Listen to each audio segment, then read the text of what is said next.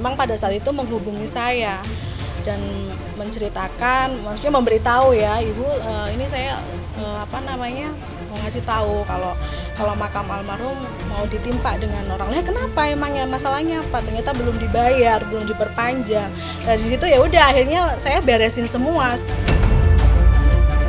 Enggak, ya biarin aja nggak apa-apa. Artinya jadi nggak mau mengkomentari karena akan menjadi satu berbalas pantun nantinya, tidak baik nanti. Biarkan saja, nanti juga satu saat semoga disadarkan. Jadi saya mantan suaminya Malaysia. Pada akhirnya publik menilai Anda cuma hanya pansos aja. Itu yang kemudian kita sayangkan. Jadi udahlah, kan dari awal saya juga udah bilang, hentikan semua pertikaian ini. Masalah itu hanya ada di dua orang aja. Ada di Dedi dan ada di Haji Faisal. Kalau mereka sama-sama menurunkan egonya, mereka mau duduk, mau bicara dari hati ke hati, bicara secara Quran, selesai masalah. Clear. Tanpa ada orang lain. Tanpa ada orang lain. Dan kami selama ini membawa misi itu ke beliau. Coba kita lihat. Selalu berubah-ubah itu statement-statementnya. Ya, saya mau berdamai. Tapi nanti kalau sudah putusan pengadilan, loh itu artinya bahwa tidak mau berdamai namanya. Ya nantilah saya musyawarah saya dulu dengan pihak Bang Syaksa. Saya musyawarah dulu dengan pihak Bang Sandi dengan pihak saya yang berkaitan. Dan memang desakan-desakan udah banyak sekali sih. Dedi sebagai kakeknya Gala ditutup aksesnya beserta keluarga untuk datang menjenguk Gala, untuk melihat Gala, menemui Gala. Tapi orang lain, siapapun juga dia, apalagi orang kaya, lebih dibuka pintu lagi. Perseteruan Dodi Sudrajat dengan besannya Haji Faisal nampaknya makin memanas setelah mantan istri Dodi Sudrajat, Puput, mengungkapkan fakta baru terkait makam ibu kandung Vanessa yang nyaris digusur karena tidak diurus oleh pihak keluarga. Di tengah gencarnya pemberitaan tentang agenda pemindahan makam Vanessa yang disuarakan oleh Dodi Sudrajat, fakta baru pun terungkap tentang makam ibu kandung Vanessa di TPU Karet Bifak yang disebut nyaris digusur karena tidak diurus oleh pihak keluarganya sendiri. Lantas, seperti apakah Dodi Sudrajat menanggapi tudingan tersebut? Terlepas dari agenda pemindahan makam, perseteruannya terkait hak asuh Gala hingga kini juga belum menemui titik temu dari pihak Haji Faisal maupun dari pihak Dodi Sudrajat.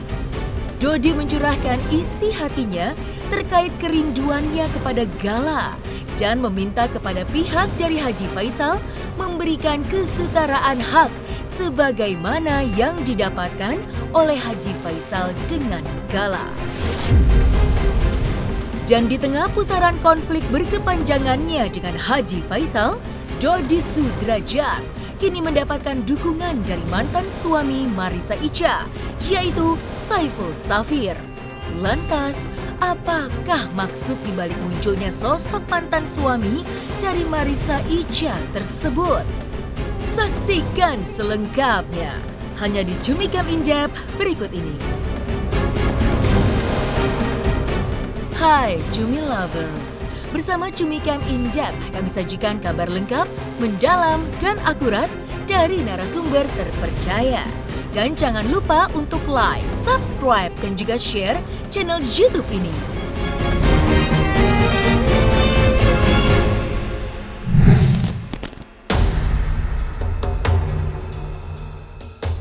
Polemik tentang pemindahan makam Vanessa Angel hingga kini memang masih menjadi perdebatan di khalayak umum maupun di lingkupan keluarga Dodi Sudrajat maupun keluarga Haji Faisal. Pasalnya, hingga kini belum juga jelas terkait pemindahan makam tersebut, kapan dan sudah sejauh mana prosesnya. Dan yang terbaru ini di tengah gencar Dodi Sudrajat menyuarakan upaya dari dirinya dan kuasa hukumnya dalam mengupayakan pengurusan pemindahan makam tersebut, tiba-tiba sang mantan istri, Puput, justru sempat menuding bahwa makam ibu kandung Vanessa Angel tersebut tidaklah diurus selama ini. Bahkan hampir digusur oleh pihak TPU Karet Bifak. Lantas, seperti apakah reaksi Dodi Sudrajat atas tudingan selama ini yang telah menelantarkan makam ibu kandung Vanessa Angel? Ya mau apa dipindah ke sana? Atau memang nggak, ya kalau mau flashback ke belakang ya, cuman miris sih sebetulnya. Dulu aja makam almarhumah Mama Lucy udah mau digusur gara-gara belum belum dibayar, belum diperpanjang. Saya baru dapat info dari petugas makamnya yang saat itu infonya beliau dan tidak pernah bertemu, udah berkali-kali ke rumahnya juga, akhirnya minta nomor telepon ke neneknya Echa, minta nomor telepon saya dan memang pada saat itu menghubungi saya dan menceritakan, maksudnya memberitahu ya, Ibu, ini saya mau ngasih tahu kalau makam almarhum mau ditimpa dengan orang lain. Kenapa emangnya, masalahnya apa? Ternyata belum dibayar, belum diperpanjang. Dari situ ya udah akhirnya saya beresin semua. Saya berpikir, waduh, saya sebagai seorang anak aja kadang kan kangen dengan orang tua, pengen ziarah, pengen ke makam. Gimana kalau terjadi sampai digusur, sampai ditimpa dengan makam orang lain? Itu yang bikin ya jiwa keibuan, jiwa orang tua, yang jiwa kemanusiaan saya, ya udah akhirnya saya beresin, saya bayar semuanya. Dan alhamdulillah setelah almarhum Vanessa keluar dari pesantren Surabaya, alhamdulillah banyak rezeki dan alhamdulillah almarhumah menunaikan tugasnya ya, melanjutkan untuk membiayai perawatan makam, membiayai perpanjang makam untuk selanjutnya. Itu tahun berapa ya? 2017 atau 2018 waktu itu. Waktu saya perpanjang ya. Karena di makam itu kan 5 tahun sekali kalau nggak salah itu harus diperpanjang gitu. Dan waktu itu saya mendapat kabar itu tuh udah wah luar biasa ini sampai ini. Lah itu yang untuk apa lagi gitu. Ya kan, untuk apa lagi gitu. Udahlah. Bunda takut benda itu terjadi lagi kepada kalian. Dah diurus saja. Iya takut aja ya, takut terjadi seperti itu lagi, takut. Tapi mudah-mudahan sih kalau memang ya kita hanya bisa pasrah ya Pak Haji, kalau memang bersikeras ingin memindahkan ya kita cuma bisa mendoakan aja lah. Aduh, aku bahas makam gimana ya? Ya kalau dari pihak aku pribadi, gimana ya aku ngejawabnya? Ya kalau aku rasa nggak perlu semua itu nggak perlu. Ini mereka udah meninggal, mereka udah ditakdirkan untuk sehidup semati. Terus alhamdulillah Pak Haji pun udah punya tempat yang berkesampingan. Mungkin beberapa kali saya pernah posting juga di media sosial saya pribadi, almarhumah nenek kakek saya dimakamkan bersampingan dan almarhumah bapak ibu saya pun dimakamkan bersampingan. Sebagai anak saya sangat terharu, saya sangat bangga ketika ziarah ke makam beliau dan melihat mereka itu benar-benar sehidup semati. Bukan hanya di dunia mereka bersampingan, tapi dalam kita melihat makam pun mereka bersampingan. Mudah-mudahan insya Allah di sana juga mereka selalu bersama ya Pak Haji ya. Jadi nggak akan menanggapi, jadi no comment aja. Jadi hanya tetap mendoakan yang terbaik ya, baik untuk mantan istri. Ya biarin aja nggak apa-apa. Artinya Dedi nggak mau mengkomentari karena akan menjadi satu berbalas pantun nantinya, tidak baik nanti. Biarkan saja. Nanti juga satu saat semoga disadarkan, semoga dibukakan mata hatinya kalau Dedi itu tidak akan membalas dan mengomentari apapun tentang mantan ya Bang ya. Itu aja sih. kecewa itu sesuatu hal yang sifatnya negatif ya. Dia sih udah nggak bilang kecewa. Pokoknya ya ini sudah takdir. Begitu lah Bang ya. Betul. Harus Dedi terima dan Dedi jalankan. Tapi sikap Dedi ya seperti itu. Dedi tidak akan membahas dan mengomentari apapun tentang mantan Dedi. Terlepas dari tanggapannya terhadap pernyataan Puput, Dodi Sudrajat nampak masih tegar menghadapi segala permasalahan hidup yang menimpa dirinya. Setelah kehilangan putri tercintanya, Vanessa Angel, lalu bercerai dengan Puput, hingga kisruh dengan besannya Haji Faisal yang hingga kini belum juga menemui titik temu, seolah menggambarkan kerinduannya yang teramat dalam terhadap sang cucu Galaskai Andriansyah yang hingga kini belum juga bisa ia temui. Meski dirinya juga memiliki hak sebagai seorang kakek dari Galaskai, namun Dodi mengaku belum mendapatkan haknya sebagai seorang kakek sepenuhnya, sebagaimana yang dirasakan oleh sang besan Haji Faisal selama ini. Dan seperti inilah curahan hati Dodi Sudrajat yang meminta kesetaraan haknya sama seperti Haji Faisal untuk cucunya Galaskai Andriansyah. Jadi sebenarnya Bang Jamal itu sudah membuka ruang untuk kita saling berdamai ya Bang ya. Tapi itu dia nggak ada, bahkan di blok kan seperti itu. Nah setelah putusan ini juga tidak ada sesuatu yang bisa Dedi bertemu dengan Gala gitu kan, aksesnya seperti ditutup atau paling tidak setelah putusan pengadilan itu mereka lah yang menghubungi Dedi atau menghubungi Bang Jamal, Bang ini udah putusan udah ketok palu ya, sudah dikuasakan atau hak asuh dan hak wali Gala dengan kami, kapan Pak Dodi bisa ketemu dengan, ya kan gitu Bang ya, enak ya Bang ya, seperti itu ya, itu nggak ada gitu.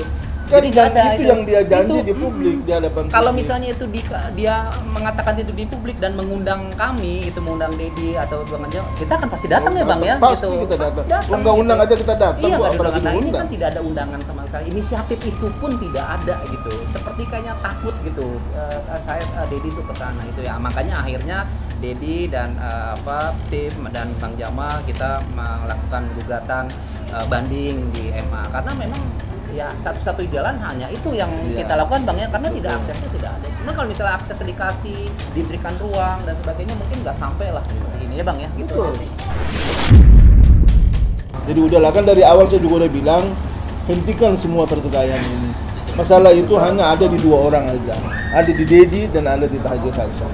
Kalau mereka sama-sama menurunkan egonya, mereka mau duduk, mau bicara dari hati ke hati, bicara sama Quran, selesai ini masalah. Clear. Tanpa ada orang lain. Tanpa ada orang lain. Dan kami selama ini membawa misi itu ke beliau. Tapi Pak Haji Faisal sendiri yang hingga saat ini belum ada menunjukkan itikad itu. Akan ngeblok. Justru memblok nomor saya, kemudian tidak ada akses untuk Dedi, walaupun sudah ada putusan pengadilan yang buka ruang untuk Dedi setiap saat bisa bertemu Gala, tapi itu juga enggak. Sementara orang lain dikasih kesempatan, dikasih ruang, ya terus mau bicara kebaikan apa di situ? Jadi nggak usah lah, saya kira perlahan-lahan juga publik juga pasti sadar, netizen juga pasti paham, tahu bahwa ternyata orang yang dizolimi itu adalah Pak Dodi Sudrajat klien kami. Ya, yang diinginkan intinya sih sebenarnya selain berdamai, ada tujuan awalnya adalah keadilan, merawat Gala bersama dengan kita atur waktu maupun jamnya, ibarat seperti bukan jam lah, waktu. Misalnya di seminggu di Dedi atau seminggu di Faisal, sebulan di Dedi atau sebulan di Faisal, itu yang kita inginkan kan. Gitu. Tapi kan ini nggak terungkap dari pihak sana kan, udah nggak ada hal-hal yang seperti itu, nggak mengajukan permohonan apa, Pak Dodi maunya gimana gitu ya kan, ini kan cucu gitu, nggak ada gitu. Kalau Dedi kan dari awal juga kan dari awal pingin mengasuh bersama, asuh bersama, ini cucu sama-sama ya. Itu aja poin. Itu ya, 2 minggu di Dedi, seminggu di Dedi, seminggu di sana, seminggu dia udah kita rawat sama-sama. Jadi pertanyaan yang paling krusial itu begini, Dedi sebagai kakeknya Gala ditutup aksesnya beserta keluarga untuk datang menjenguk Gala, untuk melihat Gala, menemui Gala. Tapi orang lain, siapapun juga dia, apalagi orang kaya, lebih dibuka pintu lagi. Itu yang kita sayangkan. Jadi silakan menilai sendiri. Ya kan sudah saya bilang, semalam pun juga saya sudah sampaikan. Saya sih dengan siapa saja mau saja saya bertemu. Tetapi orang-orang yang, kalau sifatnya orang-orang yang memojokkan saya, orang-orang yang memojokkan anak saya, baik menantu saya atau cucu saya, tentu saya ya terus terang saja, saya memang nggak kepingin ketemu saya dengan orang-orang seperti itu. Orang yang salah saja, baik saya, ya anak saya, ataupun cucu saya, salah aja semuanya begini, salah begitu, salah. Memang saya terus terang aja tidak ingin saya ketemu dengan orang lain. Nah, untuk apa gunanya saya ketemu? Apa urusan? Kita kan punya perasaan. Kita kan punya cenderung. Seharusnya orang itu juga seperti itu dia terhadap kita. Jadi saya rasa seperti itu aja lah jawaban saya. Coba kita lihat, selalu berubah-ubah itu statement-statementnya. Ya, saya mau berdamai, tapi nanti kalau sudah putusan pengadilan, loh itu artinya bahwa tidak mau berdamai namanya. Kalau mau berdamai, putusan pengadilan ataupun tidak itu ada di sebelah. Tapi silaturahmi, damai itu ada di sebelah. Karena dengan perdamaian ini bisa mempengaruhi proses hukum yang sedang berjalan. Tapi proses hukum yang sedang berjalan belum tentu bisa mempengaruhi niat baik kita untuk memperdamai. Ini soal niat masing-masing aja. Kalau dia insya Allah 100% niat untuk memperdamai itu dari lubuk hati yang paling dalam, dunia akhirat. Nah pertanyaannya, Pak Haji Faisal seperti itu nggak? Saya sih apa ya, untuk saat sekarang sih untuk apalah ya, ya nantilah saya musyawarah lah saya dulu dengan pihak penasihat saya. Saya musyawarah lagi dengan pihak Bang Sandi, dengan pihak saya yang berkaitan. Dan memang desakan-desakan udah banyak sekali sih untuk begini begitu. Tapi saya tidak inginlah terlalu berlebih-lebihan sih, kan itu sebenarnya. Makanya saya diam. Jadi nanti saya akan coba juga bermusyawarah lagi dengan pihak-pihak yang ingin begini ingin begitu. Bagaimana kek? Saya pelajari itu.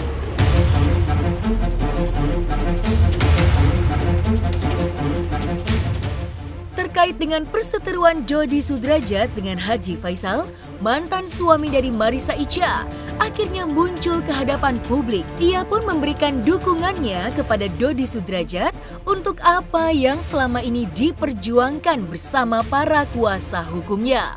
Dan terlepas dari dukungan itu sendiri, Saiful Safir pun akhirnya mengungkapkan latar belakang di balik kemunculannya di publik perihal permasalahannya dengan Marissa Icha yang menurutnya masih ada yang belum terselesaikan. Lalu seperti apakah bentuk dukungan Saiful Safir terhadap Dodi Sudrajat? Dan seperti apa pula permasalahannya dengan Marissa Icha yang belum terselesaikan? Saya selama ini kan nggak pernah mau bicara. Kenapa? Karena memang tujuan saya nggak ada untuk pansus segala macam atau apa. Memang saya lebih dalam masalah pribadi. Lebih ke masalah rumah tangga ya Bang ya? Masa lalu ya. Iya, masa lalu ya. Masalah cuma ada hak saya yang lagi saya coba untuk perjuangkan.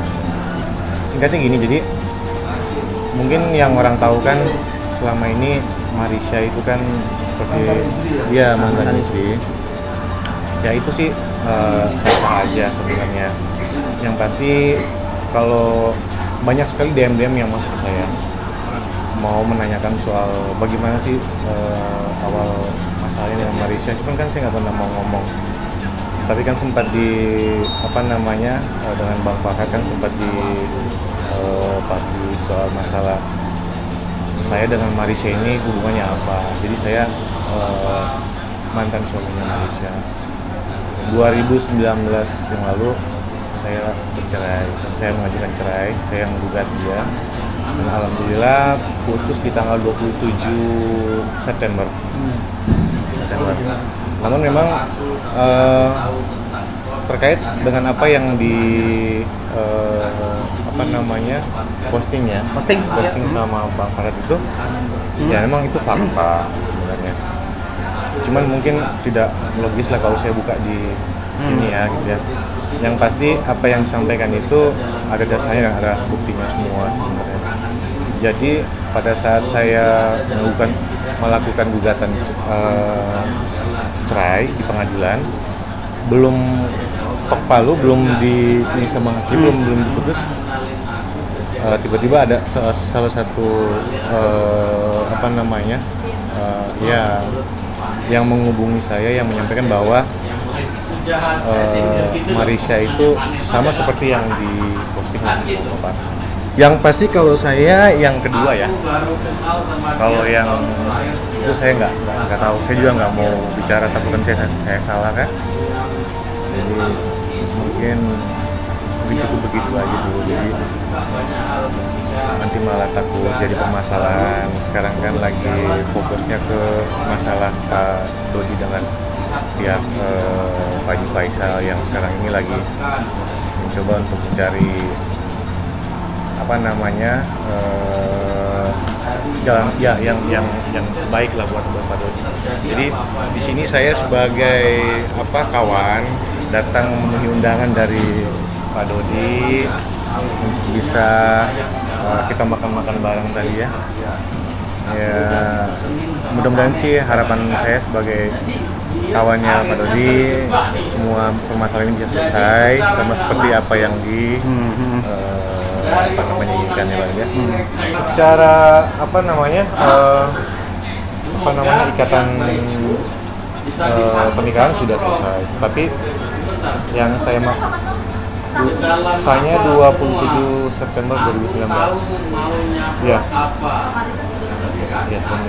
dan di sini yang saya maksud itu adalah saya sudah mencoba untuk melakukan secara pribadi pendekatan dengan Marisha untuk masalah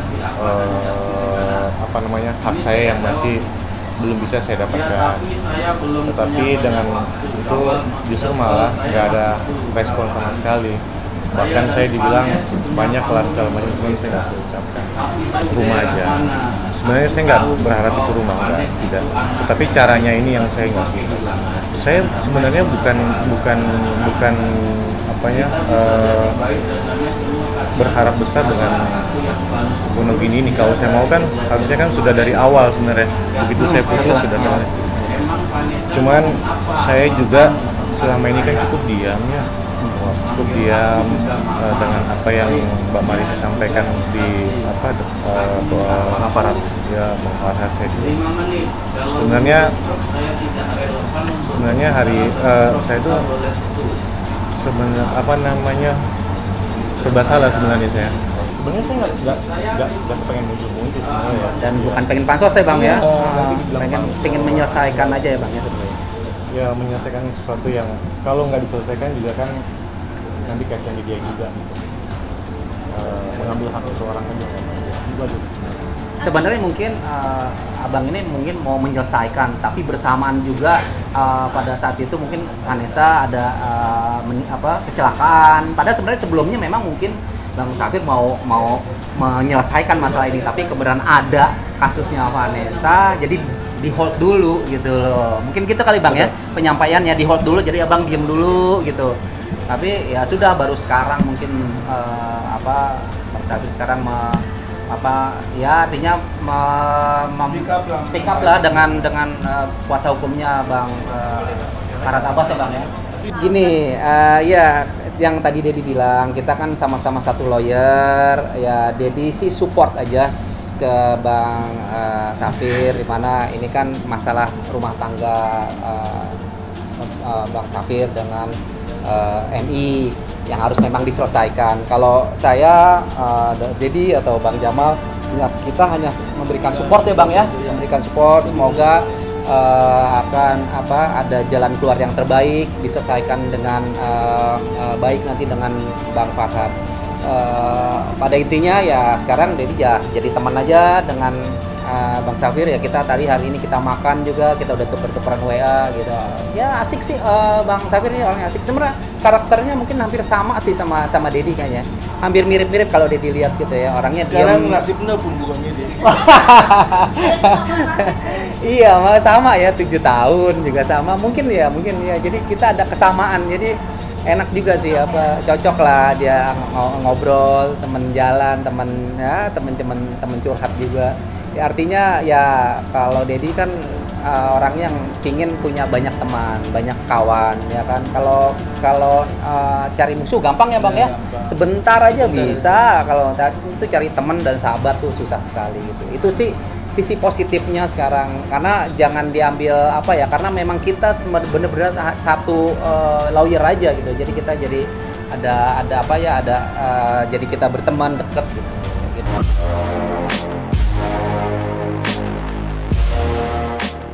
Nah, selesai sudah Cumi Lovers. Bersama Cumi Cam In-Depth, kabar lengkap, mendalam, dan akurat dari narasumber terpercaya. Dan jangan lupa untuk like, subscribe, dan juga share channel YouTube Cumi Tumi.